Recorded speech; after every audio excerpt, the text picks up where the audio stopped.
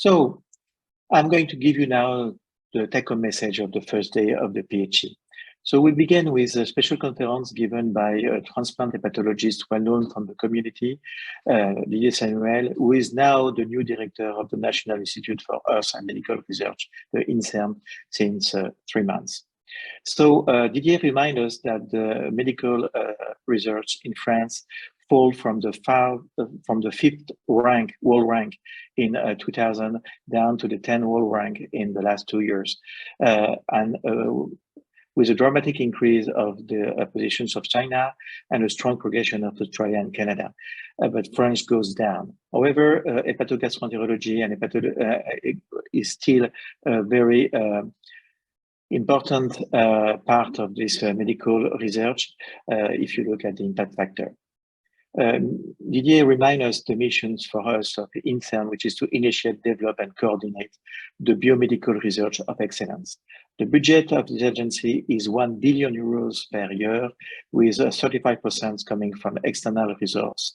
Among this external resource, a quarter of them is coming from EU credits. INSERM is a research institutions and funding agency covering a continuum from fundamental and clinical research to population's health. And then he gives us his roadmap for the future. He wants to have a strong reinvestment in research funding. He wants to improve salary researchers, improve the funding of laboratories, and develop new job research. He wants to attract physicians in research lab. He wants to have a better local coordinations between university, INSERM, and hospitals. He wants to develop national program of research leading by INSERM. He wants to develop transdisciplinary research, translational research, and valorizations of research. He wants to improve and simplify the organizations of big data research and the use of it. And he wants to reinforce the organizations of biobank. And we want to improve the access to European funding. So therefore, as you can see, it is a huge roadmap and we reach all our best to Didier for this task. Then we move to the first sessions on hepatitis, which is hepatitis B optimal management. These sessions was chaired by Rafael Esteban and Massimo Levrero. And the first talk was given by Thomas Berg about the international treatment guideline. And Thomas gave us an overview on all international HBV guidelines and remind us what is the HBV journey. HBV infection is, of course, a fibrotic liver disease going from normal liver to cirrhosis. And this could be stopped by initiation by therapy. And with therapy, you can goes down from fibrosis to no fibrosis. But HBV infection is also an oncogenic disease. And when you are at the time of HCC, you cannot turn back the clock. And therefore, when you look at all the international HBV guidelines, which focus mainly on inhibiting fibrosis progression for treatment indications and endpoints, the preventions of HCC development should be given a greater focus in the guideline updates. And this requires therapeutic approach other than those established for the prevention of fibrosis progression. And beyond HBs antigen loss, there is other reliable endpoints, biomarkers, and their appropriate cutoff value that should be defined to guide of treatment management. Then we move to the long-term effect of NUC, and this talk was being given by Sam-Jin Lee from Singapore, and remind us that NUCs are efficacious in suppressing the replicative pathway, especially HBV DNA. He had also impact on HBV RNA and on HB correlated antigens that take longer to suppress over many years, but its impact on HBs secretory pathway is minimal and therefore lead to very few HBs antigen loss. NUC are, of course, efficient in terms of improving clinical endpoint. It reduces mortality, it reduces HCC, it improves liver decompensations. They have also surrogate endpoints such as suppressing viral load, improving HB antigen seroconversions, improving abnormal liver function tests, reducing fibrosis, and regressions of liver cirrhosis. Currently, the NUC that we are using have very low level of resistance. There is some discussion and issue about whether tenofovir is superior to entecavir in preventing HCC, with conflicting data coming from the East and from the West. Also, on practical basis, for his point of view, he will be preferred to use tenofovir, but this is only his preferred option for him. Long-term safety is well established, and we know that tenofovir is able to induce mild renal and bowel sweating. Entecavir have been reported to induce rare cases of lactic acidosis, but there is no major safety issue report so far with tenofovir alafenamide. And of course, as we have already seen and we will see in the future, NUC are going to be part of the game with all the new combinations for treatment for HBV cure. Then we move to the session on Stop NUC controversy. This was done by Maria Butti and Pietro Lampertico. And Maria reminded that why we want to stop NUC, because we can induce a certain number of HBs antigen loss. And if we do so, we can increase survival. We can put patients in a state of inactive carrier. We can have long-term therapy off in 50% of the patients, and we can reduce the cost. However, in contrary, if we do so, we can also have relapse with HBV DNA rebound, ALT flare, hepatic decompensations, and even death or liver transplantations. And therefore, we need to use this stop NUC strategy only in careful selected patients with an active retreatment plan. And of course, it's possible, but only in HBe antigens negative patients without cirrhosis and with a low level of HBs antigens at the time of stopping NUC. And if you look at the retrospective cohort recently published in gastroenterology, overall 13% of the patients have HBs antigen loss after 4-year follow-up. And it's also depending on the type of population. In Asian people, there is no way to stop NUC if they have HBs antigens level over 100 international unit per ml. And you can do that only in patients with less than 100 international unit per ml of HBs antigen. For non-Asian patients, white or African people, you can use this strategy only in patients with an HBs antigens level below 1,000. And even if you do, in this case, you can have severe reactivations, and you always need to be very careful when you stop NUC, because you can have very severe reactivations that can lead to death or liver transplantation. So this strategy can be only used in a very few populations among the HBe antigens negative patients without cirrhosis. Then we move to the new drug for HBV cure, and this talk was given by Fabien Zulim, and he reminds us that we have inhibitions of viral replication, such as the entry inhibitor, bulevirtide. We have the inhibitor of HBV polymerase, the NUC, but also new NUC and new inhibitors. And we have nucleocapsid that can be used for inhibitions of viral replications.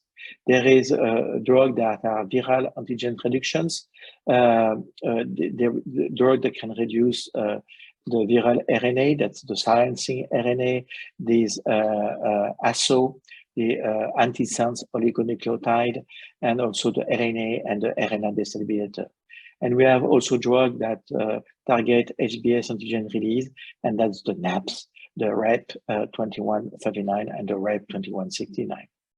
We have also drugs which stimulate HBV-specific B and T cells. That's the therapeutic vaccines.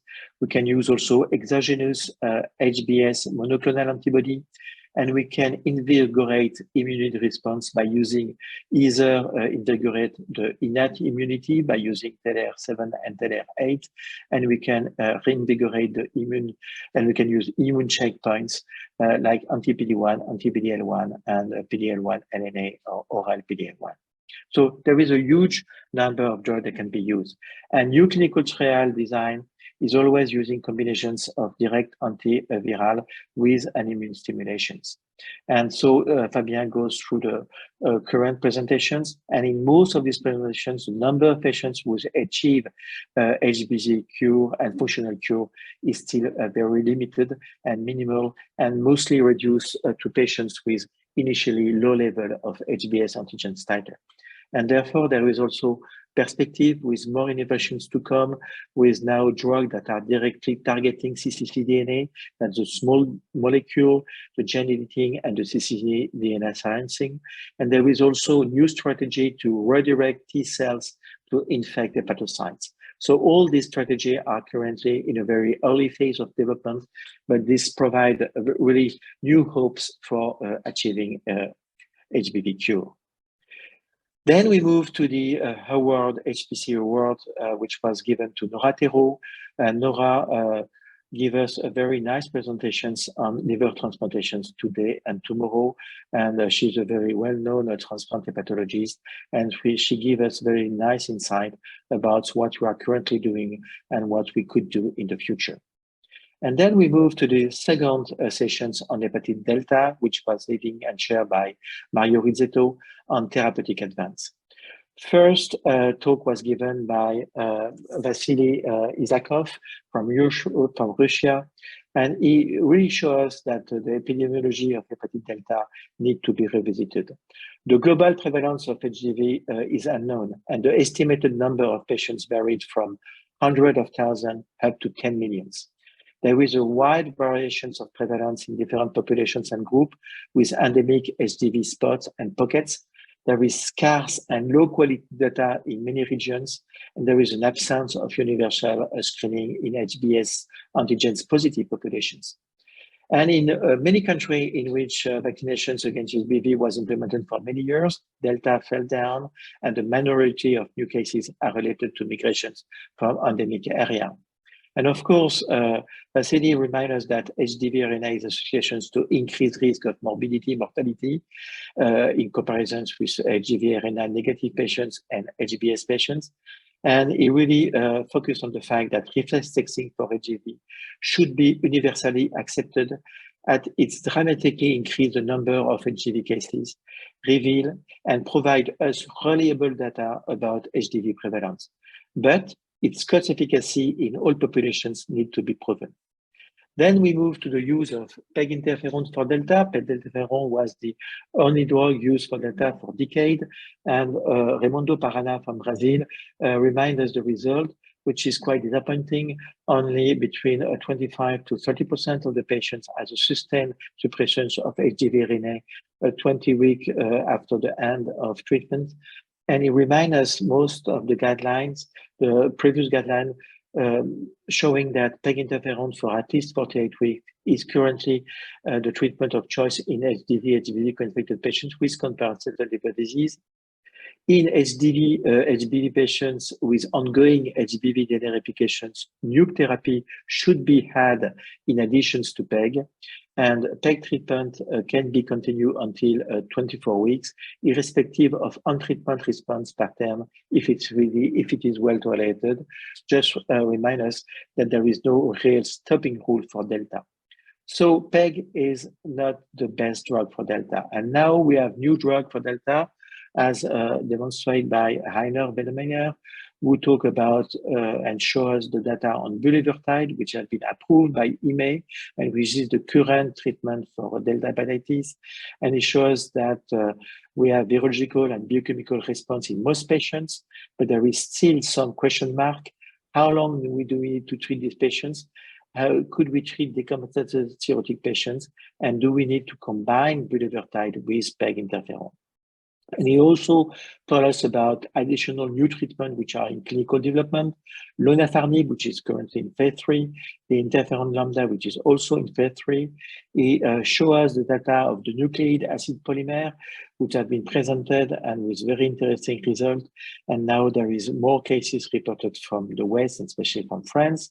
And he also showed us some preliminary data of using silencing RNA against HBs in phase 2 studies that are currently ongoing. And in the same study, we are also using in combinations monoclonal antibody against HBs antigens. And what's hindered by the fact that we need to have a personalized management approach for individual patients with chronic HDV. Then Tariq called about the bulevirtide in real life, and he showed the result of the French study showing that with bulevirtide monotherapy, we are able to have virological response in 68% of the patients. And so the result is good, and we have 44 patients with undetectable HDV RNA, and always with a higher rate in patients with bulevirtide combinations with interferon compared with bulevirtide alone. However, when we stop treatment, there is more relapse in patients treated with bulevirtide compared with patients treated with combinations therapy.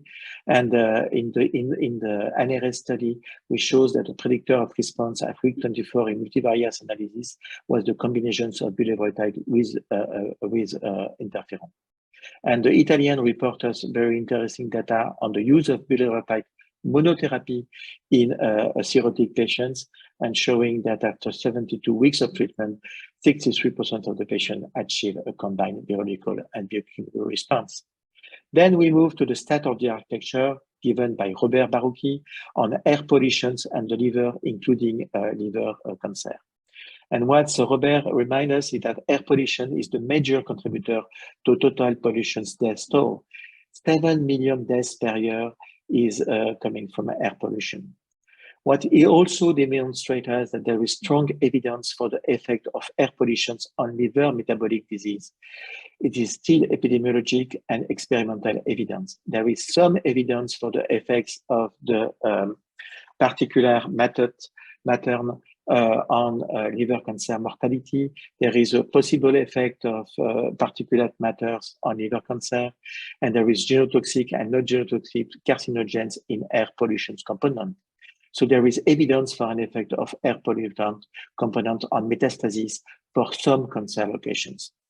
And therefore, we need to, when we look at the liver exposome, we need to expand this liver exposome to also all things like pollutions particle, internal pollutant, microbiota metabolism, chemical mixture, and stressor combinations. Then we move to the last sessions on eliminations of HIV, where we are. These sessions was led by Robert Guiche, Victor Dolenaghan, and Antonio Craxi. And the first talk was given by Robert Fisiak on the impact of COVID on HIV elimination. And as you can see, the COVID-19 pandemic, especially in the first wave, resulted in a dramatic reductions in the number of people tested and treated for HIV. This was primarily the result of limited access to healthcare and shifting medical staff to fight the pandemic. The global projection indicate a long-term adverse impact on HIV elimination, but the latest local signal seems more optimistic. And the effect of the pandemic on the elimination of HIV seems to be temporary. On the basic problem for elimination of HIV remain the lack of national screening program in most countries, including the richest one. Then Graham Foster gave us very nice example of microeliminations in India and in UK. Microelimination is a good motivator. It is unclear what added value it brings, but its sustained testing and treatments remain the only way to eliminate HIV. And then we had example of macroeliminations given by Gamal Ismat of Egypt, showing that Egypt was one of the first countries who achieved part of the goal of WHO in terms of screening and treatment. And Egypt established a useful model of care for HIV management in the country. He has established a network of specialized viral hepatitis treatment facilities that provide integrated care for HIV treatment. And they have implemented a nationwide screening program. Over 6 months, they screened more than 57 million citizens for HIV serology. And so they achieve a high rate of people that have been treated. And so to maintain this success, they need to make also effort toward microeliminations and preventions.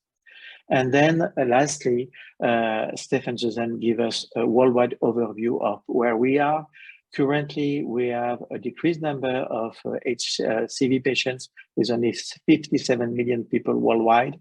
It's decreased from 2015. There is a notable progress toward HIV eliminations. There is a global diagnosis target not met. 79% of HIV infections still remain undiagnosed. The highest HIV prevalence is in the Eastern Mediterranean regions, and it's the only regions who reached the 2020 diagnostic treatment targets.